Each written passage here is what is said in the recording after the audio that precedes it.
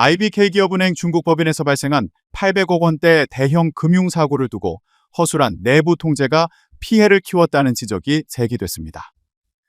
24일 국회 정무위원회 소속 국민의힘 신동욱 의원이 금융감독원과 기업은행에서 제출받은 자료에 따르면 기업은행 중국법인은 현지 비은행 금융기관 A사와 협약을 맺고 현지 차주들에게 비대면 대출을 실행했습니다. A사는 온라인 대출 플랫폼 B사를 통해 차주 모집과 원리금 상환 업무를 처리했습니다. 기업은행은 대출금을 직접 집행했지만 차주들이 상환한 원리금은 B사 지정 계좌를 거쳐 사후 정산받는 방식을 택했습니다.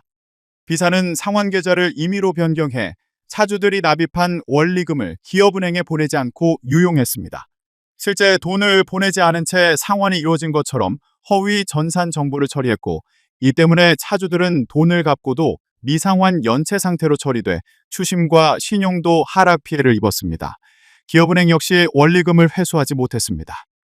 기업은행의 사고 인지 과정을 놓고 내부 통제 실효성에 의문이 제기되고 있습니다. 은행 측은 의원실 질의에 원리금 상환 내역과 실제 입금액을 매일 대조 확인했다고 답했습니다.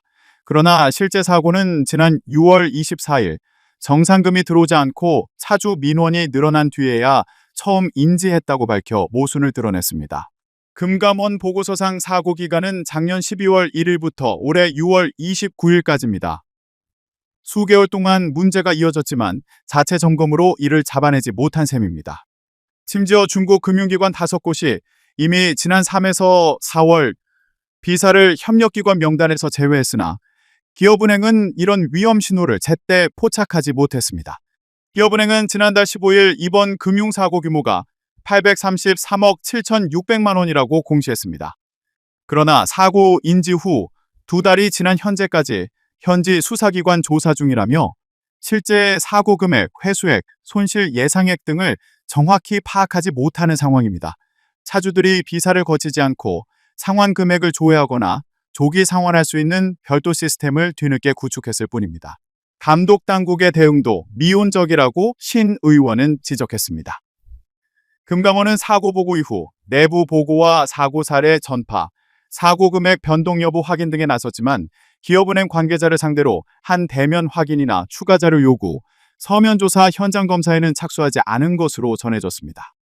금감원은 피해 금액 보전 등 사고 수습이 끝난 뒤 기업은행이 종결 보고를 제출하면 사고 처리의 적정성을 점검하겠다는 입장입니다. 신 의원은 기업은행은 대출금은 직접 내주면서 원리금 회수는 외부 플랫폼에 맡겼고 800억 원대 사고가 터지고서야 직접 상환 시스템을 구축했다며 해외 법인의 허술한 내부 통제와 종결 보고만 기다리는 금감원의 뒷부 감독도 심각한 문제라고 지적했습니다.